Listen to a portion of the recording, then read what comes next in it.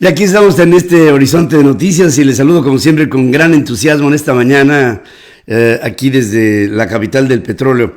¿Qué decirles? Bueno, estamos viendo la fecha límite y el último día de este 2020, un año que yo quisiera que lo recordáramos todos como un año de elecciones y hasta cierto punto un año necesario, porque a veces tienen que pasar cosas como las que sucedieron durante el 2020 para que nos demos cuenta los seres humanos de lo que tenemos que hacer, de lo que tenemos, de lo que nos falta y sobre todo de la unión que entre todos los seres humanos tendríamos que echar hacia adelante como el proyecto humano para salir de cuestiones que nos ligan a todos a nivel planetario. Si hubo una noticia que nos hizo a todos uno, fue justamente la pandemia. La pandemia hizo de un problema de carácter común. No hubo un ser humano en ningún rincón de la Tierra que no tuviera información y al mismo tiempo que no se necesitara ayudar con el que tenía junto, o tal vez lejos, pero juntos en lo digital. El hecho es que este 2020 es un año que creo que vino a terminar una época, la época moderna, y empezó una nueva era, que es la era dinámica. Una en la que la inteligencia artificial, la tecnología, la biotecnología, la ética, la convivencia y tal vez, seguramente, un nuevo orden económico internacional regirán entre los pueblos de la tierra. El final de la era del petróleo, marcada como un principio, no va a acabar de un día para otro, pero son algunas de las cosas que creo tendríamos que estar reflexionando como las lecciones de este 2020. Ahora, el hecho de que el 2021 vaya a ser pues tan lejos como mañana, esto no significa que las cosas vayan a variar de la noche a la mañana. Tal vez la parte más difícil del 2020 la enfrentaremos ahora en el 2021. Por lo pronto, este primer trimestre del año que viene, del 2021, va a ser un primer trimestre tal vez de los más difíciles que haya enfrentado jamás la humanidad. La Organización Mundial de la Salud está conminando al mundo a que se aproveche este momento cuando se cumple el último día del año para darnos cuenta que todos tendríamos que tener una actitud solidaria hacia los demás. No se puede pensar que porque unos países tienen más y otros países tienen menos, la vacuna, que es la solución a la pandemia, pudiera ser distribuida en los lugares más ricos, dejando a un lado a los lugares más pobres. Hay un desafío al que debemos de enfrentarnos en este año nuevo, dice Tedros Adhanom Ghebreyesus en un mensaje emitido un día antes del primer aniversario en el que China informara de los primeros casos de una neumonía de origen desconocido en la Agencia de Salud de la Organización de las Naciones Unidas. Instó a los países a combatir las teorías de conspiración y los ataques a la ciencia, diciendo que la elección es fácil y que el mundo puede caminar junto los últimos kilómetros de esta crisis, ayudándose unos a otros en este camino, desde compartir vacunas de manera justa hasta ofrecer consejo preciso, compasión y cuidado para todo aquel que lo necesite en el planeta. Yo pienso que es una reflexión panhumana, porque esto nos toca a todos, que tenemos que llevar en el corazón. Porque después de todo, en este tiempo, aparte de que hace un año justamente, se presentó ante el mundo oficialmente el COVID-19, por eso se llama 19, porque se presentó justamente antes de que terminara el 2019 y fue toda la marca del 2020. El hecho es que sobre el confinamiento que ahora está forzándose en diferentes puntos del planeta, hay, por ejemplo, estrategias como la que está llevando a cabo el Reino Unido. Inglaterra está poniendo a la gente otra vez dentro de sus hogares obligándola, es un tema de carácter obligatorio, a que todo mundo se manifieste ahí confinado en la medida de lo posible. Esto para la economía obviamente es un asunto serio. Aquí en los Estados Unidos, por ejemplo, la gente, si bien es cierto, sigue teniendo una relativa actividad, no completa, pero relativa. El uso del cubrebocas es obligatorio, el saludar de lejos es prácticamente ya un hecho consumado, y vemos a la sana distancia, a las medidas de higiene como cuestiones que son ya parte de la vida cotidiana en un país, por cierto, al que le ha pegado más que a ningún otro la pandemia por el COVID, con un número de muertos que se prevé que para cuando el señor Joseph Biden tome el poder haya 400,000 muertos en los Estados Unidos. Obviamente hay en ello algunas medidas extremas. Por ejemplo, California, que siempre se ha caracterizado por ser un estado de la Unión Americana muy particular en sus medidas de protección, anuncia a través de autoridades de salud del estado que las unidades de cuidado intensivo en los hospitales del estado se están quedando sin camas ante un esperado aumento de sobreaumento de casos de COVID por los viajes de fin de año. Ante esto, las autoridades extendieron estrictas órdenes para quedarse en casa en el sur del estado y en la zona agrícola de San Joaquín Valley, en donde los centros médicos están ya, ahora, en lo que estamos hablando, al 100% de su capacidad en terapia intensiva. Mark Ghaly, que es el principal funcionario de salud del estado de California, instó a los 40 millones de pobladores del estado a que no relajen las medidas de salubridad como el distanciamiento social, el uso de cubrebocas durante las vacaciones y, de ser posible, el estar confinados en sus casas. Este anuncio se da, y pienso que también es uno que se está repitiendo de una manera reiterada en todos los confines de la tierra. En todas partes está habiendo de esto.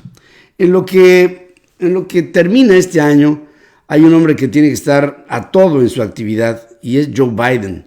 Joe Biden en 21 días entrará a ser presidente de los Estados Unidos.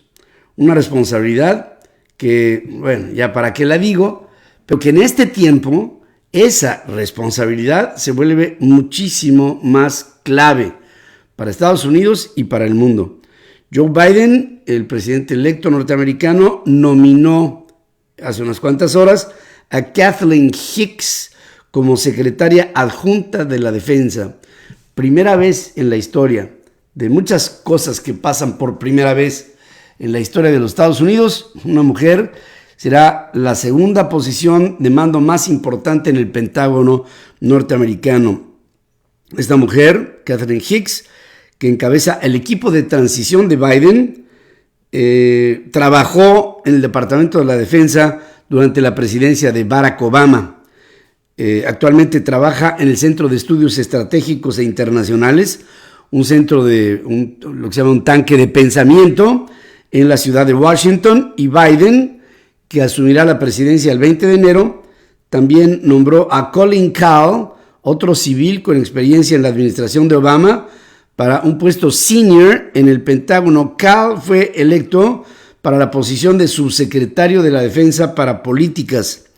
Conocen el Pentágono por dentro y por fuera y están bien posicionados para asumir amplios desafíos que enfrentan nuestras Fuerzas Armadas, dice Biden en un comunicado, incluyendo entre tareas restaurar a nuestras alianzas, haciendo sentir que la administración saliente, la del presidente Donald Trump, no lo hizo, y no solamente no lo hizo, sino que deterioró la relación de los Estados Unidos con gran parte del mundo.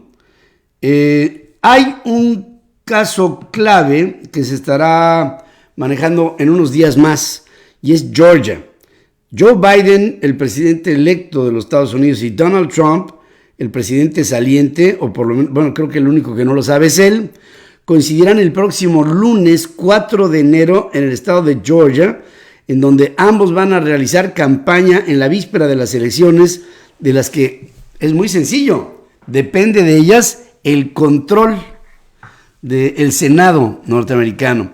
En caso de que ganara Donald Trump, pero por lo menos le dejaría un legado al Partido Republicano, y este sería el que por lo menos en la Cámara Alta hubiera todavía un control republicano. Ahora, si gana Biden, entonces tendría el control de todo. Presidente demócrata, Cámara de Representantes demócrata y la Cámara Alta demócrata.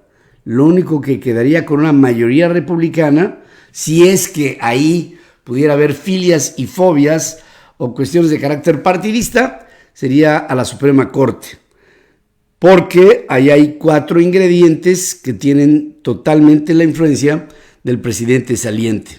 Pero de todas maneras, el matiz que ahí se podría presentar sería muchísimo más fácil, porque más que una orientación política, ahí hay una orientación de carácter estrictamente jurídico.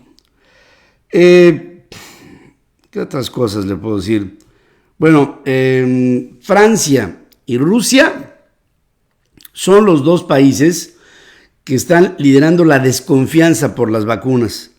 Hasta el momento solo 4 de cada 10 franceses quieren inocularse la vacuna por el COVID, según una encuesta recientemente publicada que hace que los galos, los campeones mundiales de las naciones que rechazan la sustancia inmunitaria, estén presentándose como los más reticentes.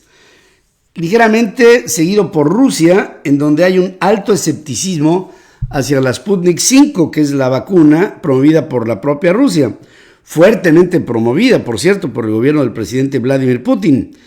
En Francia, en donde acaba de comenzar la campaña de vacunación, el 40% de las personas encuestadas son las únicas que estarían de acuerdo con vacunarse, mientras que este resultado muestra una preocupante tendencia, pues en agosto la disposición de los franceses era de 59%, en octubre de 54% y en este momento de 40%. Así estamos. En el listado de las encuestas realizadas, naciones como Sudáfrica tienen un 53% de aceptación para la vacuna, Japón un 60%, Italia y España un 62%, además de que Alemania está con un 65% en lo que sería su aprobación. El caso de Rusia sería el 50-50. 50% se quiere vacunar, 50% no tiene confianza en la vacuna.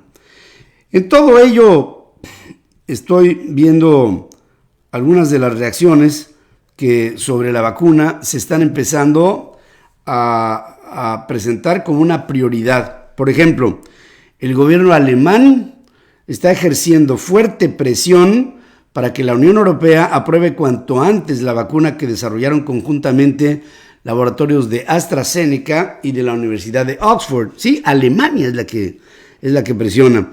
El fármaco ya fue aprobado el miércoles en el Reino Unido, a pesar de que la Agencia Europea de Medicamentos descartó su rápida autorización.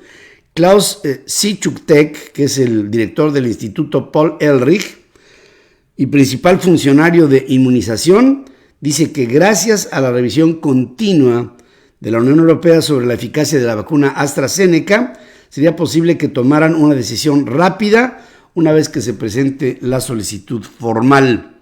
Hay en ello algunas condiciones que resultan complicadas en la aplicación de la vacuna. Por ejemplo, la AstraZeneca y Oxford están haciendo, por ejemplo, de Argentina, el país que autoriza el uso de emergencia de la vacuna de la Universidad de Oxford con AstraZeneca. Se convierte así en el primer país de América Latina en que le das luz verde a este tratamiento de la vacuna de AstraZeneca en el continente americano. Por otra parte, también hay que decir que Josh Hawley, senador republicano por Missouri, va a presentar una objeción en contra de la certificación de la victoria de Joe Biden en las elecciones presidenciales del pasado 3 de noviembre. Josh Hawley es senador republicano por Missouri informa que se opondrá a la certificación del Congreso, que será el próximo día 6, en donde se darían los resultados electorales de las elecciones del pasado 3 de noviembre. La maniobra del republicano, un aliado de Donald Trump, el presidente saliente, está abocada al fracaso y no logrará impedir que el Congreso ratifique la victoria de Biden en la sesión prevista para el próximo día 6, que es el día clave, en la que ahí sí se definirá completamente, formalmente, la decisión de que luego de las elecciones Joe Biden es el ganador. Si bien varios miembros republicanos de la Cámara de Representantes han externado que planean oponerse a la certificación del día 6 de enero en el voto esgrimido por el colegio electoral, Hawley es el primer senador en confirmarlo públicamente. Él dice: yo votaré en contra de que el Congreso pueda aceptar la determinación del colegio electoral. El asunto no es para nada halagüeño para la democracia en lo general y para la democracia en los Estados Unidos en lo particular. El cuestionar a las elecciones, francamente, en los Estados Unidos, pensábamos que ya era una decisión tomada con el tiempo, determinada en función de la confianza que los norteamericanos quieren para su vida democrática. Procesos electorales, resultados en los que la población hable y dé a conocer a través de las urnas qué es lo que desea para el presente y para el futuro de su pueblo. Complicado, Mucho, muy complicado. Aquí en nuestro país, en México, hay algunas cuestiones que me llaman profundamente la atención. La Coparmex lo predijimos como una tendencia que se empezaría a dar en México hacia el 2021. Una determinación ya mucho más clara de algunos sectores del empresariado mexicano para no ir a favor de todo lo que el presidente de la República propone, bajo la idea de no romper con el hombre más poderoso en términos políticos de México. Pero la Confederación Patronal de la República Mexicana, la Coparmex, ya está cambiando el tono, la forma y la voz de sus opiniones. Y advierte que los primeros 3 años del gobierno de Andrés Manuel López Obrador serán la peor mitad de un sexenio en los últimos 86 años en materia económica, con base en recientes cifras y proyecciones de la Comisión Económica para América Latina y el Caribe, conocida como la CEPAL.